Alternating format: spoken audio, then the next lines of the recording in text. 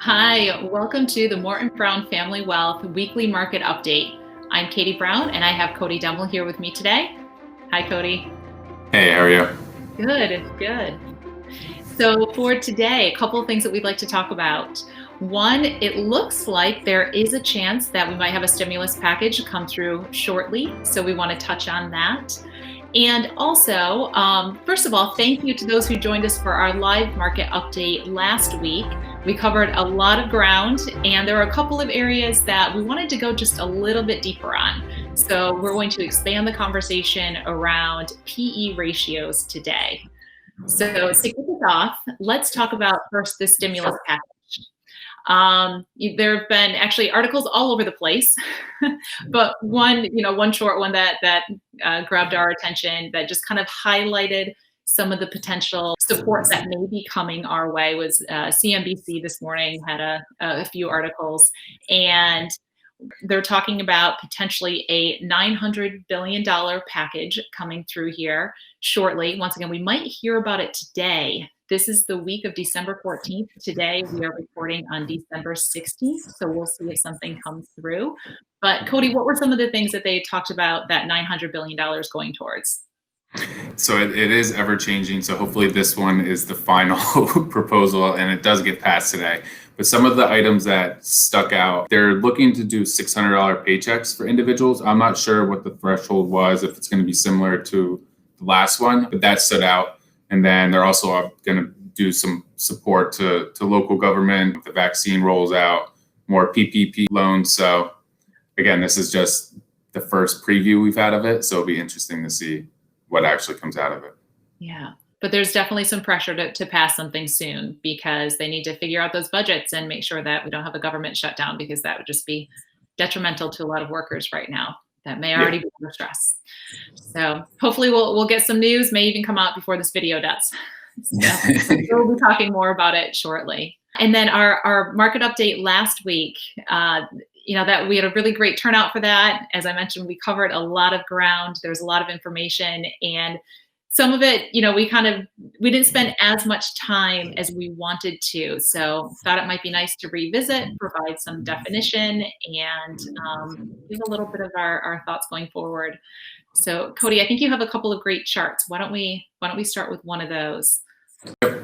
So this chart we didn't dive into last week just because we knew it was going to get a little too in depth. But this is going over the PE ratios. Katie, do you want to first do a brief description on PE ratio?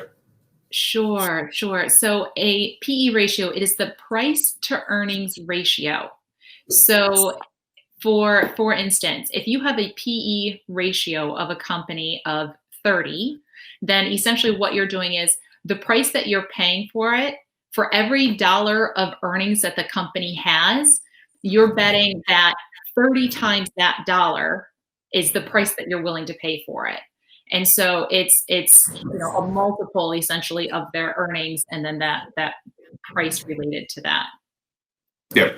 So the growth companies, so for 30, an example, so the large growth companies have a 30 PE ratio currently, where large value have a lower PE ratio because the analysts don't expect them to grow as fast as some of the growth companies. So that's why the growth companies have a higher PE ratios normally than the value companies.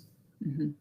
Yeah, so you're betting that those earnings are going to continue at a significant pace, the larger that ratio is. Yep. And something that we dove into last week is just the current high PE ratios that we have compared to the average. So if you see on this chart, I mean, almost every single box that you look at, whether it's growth, value, large growth, small value, they all are higher than the 20-year average. So as we discussed last week, we may just want to have a little lower expectations going forward, just because this is based on the current PE ratio. This is the 1-year return. So as we discussed briefly last week, it could be a very good year, or if we don't have the growth expectations that we're hoping for, it could possibly be a down year next year. And then this is just the 5-year average annual return. So you can see it's pretty close to zero. So again, we might want to lower our expectations going forward just based on the PE ratios currently.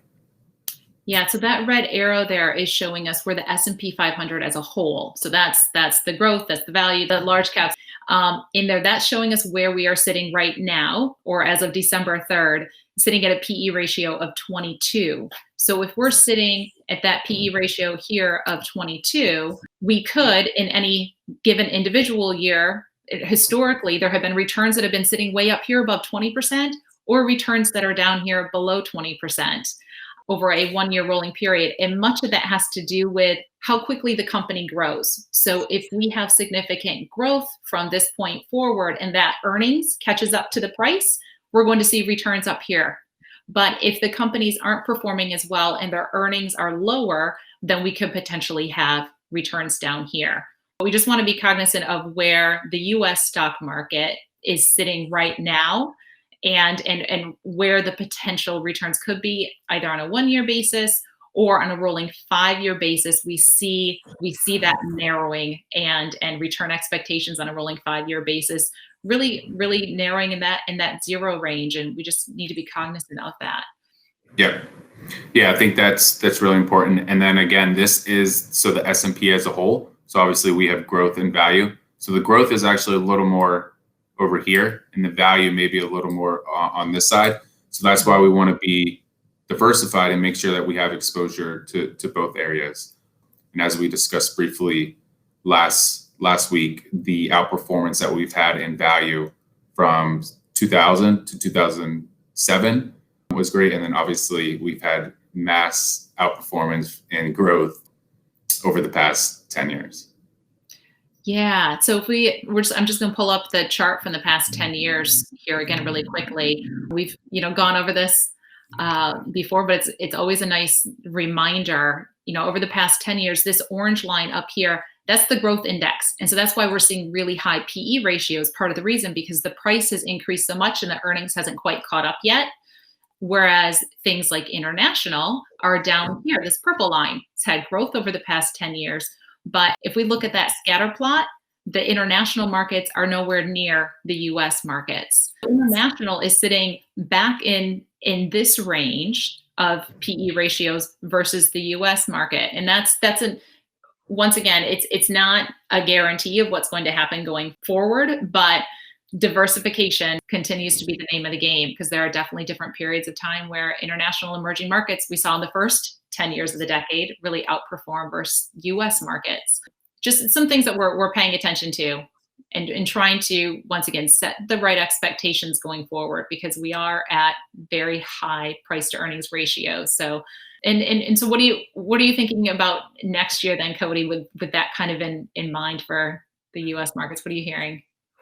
Everyone pretty much has an optimistic view with the vaccine rolling out. They still think that we'll have positive returns next year and growth.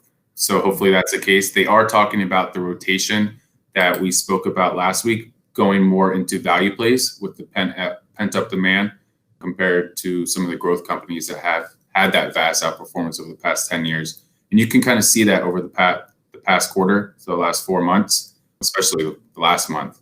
The performance that we've had in all the value sectors has been a lot greater than the growth sectors. Mm-hmm. Mm-hmm. And down here in this box, we can see, as compared to the 20-year average, value is definitely higher than its 20-year average, but not as high as the growth has been. So there may be a little bit more runway there for value.